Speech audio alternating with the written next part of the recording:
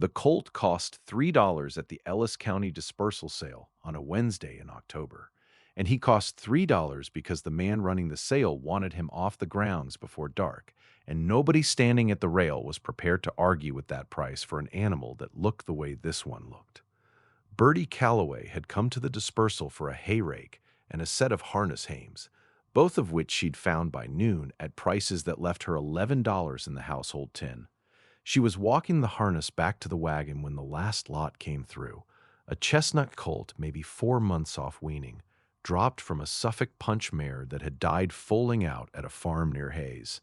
The colt had been hand-raised since on cow's milk and whatever the widow running that place could spare, which had not been enough. He was ribby. His coat stood up wrong in patches, but his bone was there, thick through the cannon in a way that 4 months of poor feeding hadn't touched, and his chestnut color held that particular liver-red depth that Bertie's grandfather used to call true Suffolk color, the kind that didn't fade or dapple, just deepened with age like old cherry wood. She raised her hand. Nobody raised one against her. $3, going once, going twice, sold to the Calloway place. She was 28 years old and had been running her father's 160 acres alone for 3 years, since the influenza that came back through in 31 took him in 11 days. The farm sat on good bottomland along the Saline River in Ellis County, Kansas, wheat ground mostly, with a North 40 that flooded most springs and grew grass instead. She had 2 mules for the field work, both aging, both sound but slowing, and a debt at the bank that had not gotten smaller in 3 years, no matter how carefully she worked the ledger. She had heard about Suffolk Punch horses the way she heard about most things that mattered, from her grandfather's old stories, before she was old enough to know which of them were true. He'd worked a pair of them on a farm in Illinois before the family came west, and he'd said more than once that there was no harder working horse alive, and no horse that ate less to do it, built low and thick and honest, bred for exactly one purpose across 2 centuries in the English counties they were named for, which was pulling a plow from can see to can't see without complaint. The breed had nearly vanished from America. What Suffolk stock existed here were scattered, mostly on a handful of farms in the East that had imported them before the war, and Bertie had never in her life seen one in Kansas until she stood at that dispersal rail and looked at a starved chestnut colt with the unmistakable low, round-barreled build already showing through his poor condition, and understood what she was looking at before she'd fully decided to bid. She named him Harvest because that was the thing he was going to be worth something for, eventually, if he lived and if the breeding held true. She got him home in the wagon bed on a blanket, and she spent the first 2 weeks doing what any sensible person did with an underfed weanling, which was very little and very carefully. Small feeds often, good grass hay and a little rolled oats, nothing rich enough to founder a gut that had been getting by on scraps. She had her father's veterinary reference, a stockman's manual from 1919 with a section on rearing orphaned and underfed foals, and she followed it exactly, weighing what she could estimate by eye and tape measure and writing the numbers down in the ledger book she'd started keeping the week her father died, the one that had columns for wheat and mules and now, on a fresh page, for harvest. The farm itself was a plain thing to look at that October, a 2-story frame house her grandfather had built in 1889 when the family first broke this ground, a barn with a hayloft that leaked along the north seam, and 160 acres of wheat stubble running down to the river bottom where the flood grass grew thick and useless for cropping, but fine for pasture. Her father had run it competently for 30 years, and Bertie had watched him do it, had walked behind him at the plow before she was tall enough to see over the mule's back, had learned the rotation and the soil and the particular stubbornness of Saline River bottomland from a man who talked more to his animals than he ever talked to most people. When the influenza took him in 11 days in the winter of 1931, she had buried him on a Tuesday and been back behind the plow by Thursday, because there was nothing else sensible to do, and because she had understood, even in the rawest part of that grief, that 160 acres did not stop needing things because a person's heart was broken. 3 years alone had taught her the specific arithmetic of a small operation running close to the margin. Wheat prices had not recovered the way anyone hoped they would after 29, and what the crop brought in most years covered the mortgage, the taxes, and precious little beyond it. She kept chickens for eggs and butter money, sold cream to the co-op in town, and stretched every dollar the way a person learns to stretch things when there is no one else to catch what falls. She was not a woman given to sentiment about any of it. She had buried sentiment the same week she buried her father, because feeling things had never once plowed a field or paid a note. Before we find out what Birdie built from a $3 colt, tell us in the comments where you're watching from. This channel reaches people from all across the country, and we love knowing where these stories land. If you haven't subscribed yet, hit that button now. New stories every week. By the second week of November, Harvest was eating with real appetite, and the improvement showed in ways that told her more than the scale did. His coat lay down, the dull patches filled back in with a shine that had nothing to do with grooming and everything to do with a body that finally had enough to work with. His hindquarters, when he moved across the small paddock she'd fenced off from the barnyard, carried a roundness that was already different from the mule stock she knew, lower to the ground, wider through the loin, the whole animal built like something designed to move weight rather than distance. Silas Renner was at the east fence the following Tuesday, checking the culvert where his property line ran along her drainage ditch, which he had reason to check about twice a year, and had been checking, she'd noticed, without remarking on it, closer to twice a month since the colt arrived. He was 31, dark-haired, going a little gray at the temples already, built solid through the shoulders from 10 years of his own wheat ground 2 sections over, and he had the particular quiet of a man who asked exactly as many questions as he needed answered, and no more. "That the colt from the Hayes dispersal?" he said. "It wasn't quite a question. Suffolk Punch," she said, "or near enough to it. His dam was full stock, imported before the war. Sire's unknown, but the bone doesn't lie." He looked at Harvest a long moment, the way a man looks at something he's trying to place against everything else he knows about horses. Never seen the breed. Almost nobody in this county has. That's rather the point. He didn't ask what she meant by that, which she appreciated, because she wasn't fully sure herself yet, only that a horse built to outwork anything on 4 legs while eating a third less than a comparable draft breed was not nothing, not in a county where every farmer she knew was feeding grain to horses that were eating themselves out of whatever profit the wheat made. He came back the following week about the same culvert, which by then both of them understood had nothing further wrong with it. Silas had lost his own father 2 years before hers to a tractor accident on the section he now farmed alone, and he was, in the particular way of men who had learned young how quickly a farm could turn on a person, careful about offering opinions he hadn't been asked for. He'd been at that east fence with some pretext or another since before the colt ever arrived: drainage in the wet months, a stray fence post in the dry ones. And Birdie had noticed the pattern the way a person notices most things they have decided not to examine too closely while there is field work waiting. She did not examine it now either. She only noted, in the same plain way she noted the weather or the state of the wheat stubble, that he had started coming more often since October, and that the culvert had stopped being the actual reason sometime around the second visit. He was not a talkative man, which suited her. What he offered instead was attention, the kind that noticed when a gate hinge was wearing thin or when a horse was carrying weight wrong on a hind leg, said something about it once, plainly, and let the matter rest with her to decide. The mules were the thing that decided her, in the end, more than any romantic notion about her grandfather's stories. Old Duke went lame in the off-4 in January, a old strain that flared up worse each winter, and the vet from Hayes who came out to look at him said plainly that she had another season out of him, 2 if she was careful, and after that she'd be down to 1 mule for 160 acres, which was not a farm. It was a slow surrender. She sat at the kitchen table that night with the ledger open and did arithmetic she'd been avoiding. A mule team, bought sound, ran more than she had. A Suffolk Punch gelding or 2, raised up from stock she already owned, cost her nothing but feed and time she was spending anyway.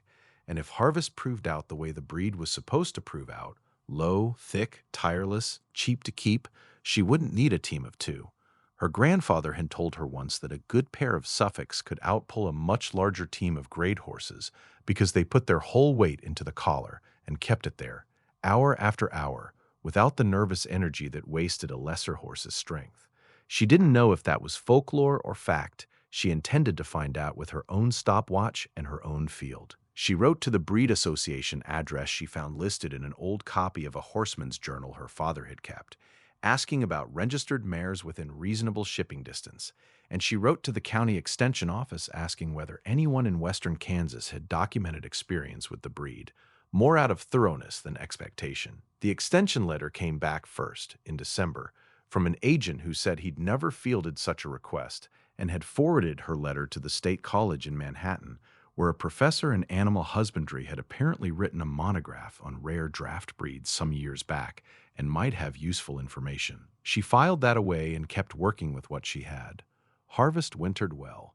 By February, he was standing over 14 hands already at 10 months, which she measured against her father's stockman's manual and found running well ahead of the growth curve for grade draft stock, though the manual had nothing specific on Suffolks, the breed being too rare in America for anyone to have bothered documenting it properly. She halter broke him in the barn aisle over 6 patient weeks, the way her father had taught her to start any young horse. Short sessions, never past the point where the animal's attention held, always ending on something easy, so the last thing he remembered was doing well. He took to it with a placidity that surprised her, not dull, but settled, the temperament her grandfather had described as the breed's other great asset alongside the bone, a horse that worked hard and didn't fret about it.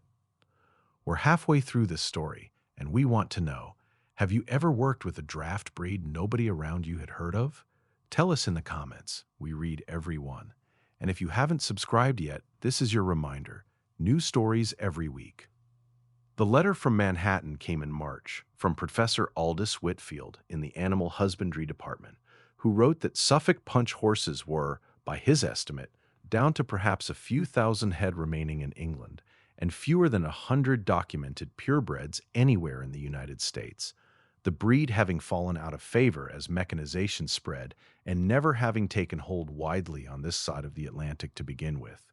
He said the breed's efficiency, the ability to maintain working condition on notably less feed than comparable draft breeds, made it, in his professional opinion, exactly the horse a smaller operation running on tight margins ought to be looking at, and he asked whether she would be willing to correspond further and possibly allow him to document her colt's growth and eventual working performance for the department's records, as verified data on the breed under American farming conditions was essentially non-existent. She wrote back that she would. Silas heard about the letter before she told him, which she'd stopped being surprised by, since Ellis County ran on the same network of feed store counters and church steps that every county she'd ever lived in ran on.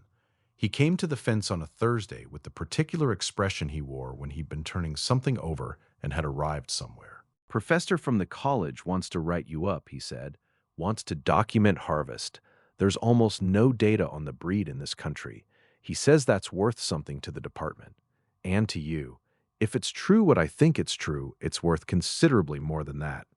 She looked at Harvest across the paddock, 14-2 now and still growing, the low, round barrel of him catching the March light. A working Suffolk that proves out on real acreage, real Kansas wheat ground, real Kansas winters. That's not just one horse. That's breeding stock nobody else in 3 states can offer, and it's stud service for anyone who wants to improve their own draft line without feeding a bigger team than they need. He was quiet in the way he was quiet when he was doing arithmetic he didn't say out loud. You're not planning to sell him. He's the foundation. You don't sell the foundation. She'd said this to herself more than once since the extension letter, turning the logic over until it held from every angle. What I sell is what he produces, foals out of him and whatever mares I can bring in, and eventually stud fees once his working record is proven. That's the operation. He works this farm every day he's not covering a mare, and he's never for sale, not at any price a grain buyer or a curious rancher wants to offer.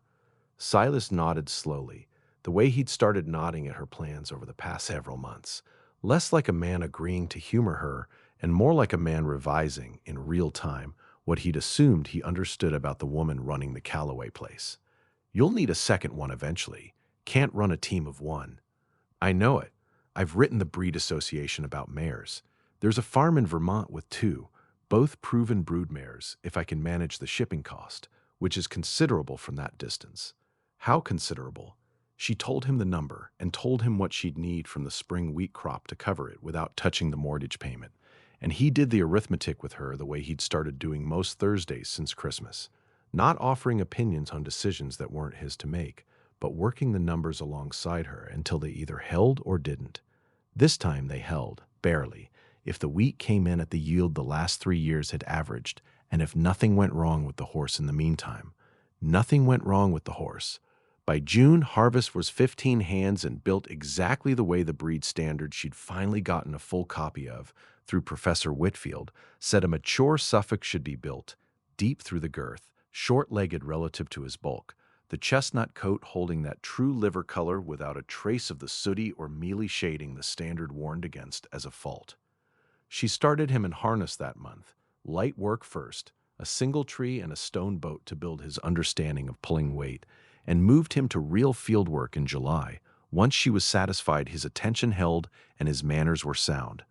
The first full day he pulled the disc across the North 40, working alongside Old Duke, who by then was down to half days on the bad leg. Harvest outworked him without apparent effort, steady from the first hour to the last, no lathering, no blowing, no fretting at the harness the way a younger horse of most breeds would have. Silas was at the fence for part of that afternoon, having come with an actual reason this time, a borrowed disc blade he'd offered when hers cracked in June, and he watched Harvest work for the better part of an hour without saying anything, which from him was its own kind of statement. "That's not normal," he said finally. "That's the breed," she said. "That's exactly what 400 years of English farmers bred for, and exactly what my grandfather told me about, and exactly what I bet $3 in a winter of careful feeding on." The Manhattan professor drove out himself in August, having corresponded through the spring and summer and grown, in his letters, increasingly interested in what she was documenting. He watched Harvest work a full afternoon, timed him against a comparable Belgian cross gelding from a neighboring farm that Silas arranged to borrow for the comparison, and wrote down numbers that, when he read them back to her at the kitchen table that evening, showed Harvest completing the same acreage in the same time on measurably less feed, exactly the efficiency the breed's old reputation claimed, and exactly what no one had bothered to verify under American conditions until now. "I'd like to publish this," he said, "with your permission, and I'd like to know whether you'd consider selling stud service, once he's mature enough, to other operations in the region. I can tell you plainly there'll be interest. Feed costs are what's driving men out of horses and into whatever second-hand tractor they can finance, and a breed that solves that problem without giving up power is going to matter to people, especially now." She said she would consider it, which both of them understood to mean yes, once the timing was right. The mares from Vermont arrived in September, a bay named Clover and a liver chestnut named Duchess, both proven, both carrying that same low, thick build, and Bertie stood at the unloading chute with Silas beside her, helping without being asked the way he'd taken to doing since spring, and watched the two mares walk down the ramp into a Kansas farmyard 400 years and half a continent from the English counties their bloodline had come out of. "Bred this fall," she said, more to herself than to him. "Foals next summer. If even one throws true to type, that's 3 Suffolks on this ground inside 2 years, out of a $3 colt nobody else at that sale would raise a hand for." Silas looked at the mares, then at Harvest in the near paddock, then at her. "You were certain of this from the rail, before you knew any of the rest of it." "I was certain enough to bid $3, she said. "Certainty doesn't need to be complete to be worth acting on. It only needs to be more right than wrong. You've been more right than wrong about most things since I started checking that culvert." "You could have stopped checking it in November," she said. "There was never anything wrong with it after the first freeze." "I know it," he said, and didn't offer anything further, which was, she'd learned, exactly his way of admitting the whole of it, without spending the words on details they both already understood. By October, 1 year to the week from the dispersal sale, the wheat came in at a yield that covered the mortgage payment, with room left for the first proper harness set she'd ordered for Duchess, and the extension office in Hayes had fielded 4 separate inquiries from farmers wanting to know more about the Suffolk operation out on the Callaway place, word having moved the way word moved in a county that size, through the feed store and the church steps, and the particular attention a professor's visit from the State College drew, when a man like that didn't usually bother driving out to 160 acres on the Saline River bottomland. She sat at the kitchen table that October evening with the ledger open to the page she'd started the week her father died. 3 columns now instead of 2. Wheat and mules crossed through and replaced with wheat and horses, and a growing 4th column in pencil for stud inquiries she hadn't yet answered. Silas came to the door at 6, the way he'd been coming most evenings since the mares arrived. No pretext left to offer, and neither of them asking for one anymore. "Duke's about done," he said, sitting across from her. "You'll be down to harvest and the 2 mares for the spring plowing. Harvest can pull what 2 mules used to pull, near enough, and eat a third less doing it. That was the whole bet. You won it. I won $3 worth of it in October," she said. "The rest of it I'm still winning, a little at a time. Every season the herd holds true." She looked at him across the table, at the ledger between them, at the window where the last of the light was going gold over the North 40. "There's a lot of seasons left to win it in." He didn't say anything to that directly, only reached over and turned the ledger toward himself, the way he'd started doing, reading the numbers the way other men might read a letter, careful and unhurried. And when he looked back up at her, there was something settled in his face that hadn't been there in October a year ago, when he'd first come checking a culvert that had nothing wrong with it. "Thursday," he said. "I'll bring the harness catalog. Duchess'll need a proper collar fitted before the ground's ready in spring." Thursday, she said, and it was, by then, simply the shape of the week, the way most things between them had become simply the shape of things, without either of them having announced it as anything more than what it plainly, quietly, already was. ... If you've made it to the end of this story, thank you. Leave a comment below. What's the most unlikely thing you've ever seen someone build from almost nothing? Your stories are what makes this community what it is. Subscribe if you haven't already. We'll have a new story for you next week.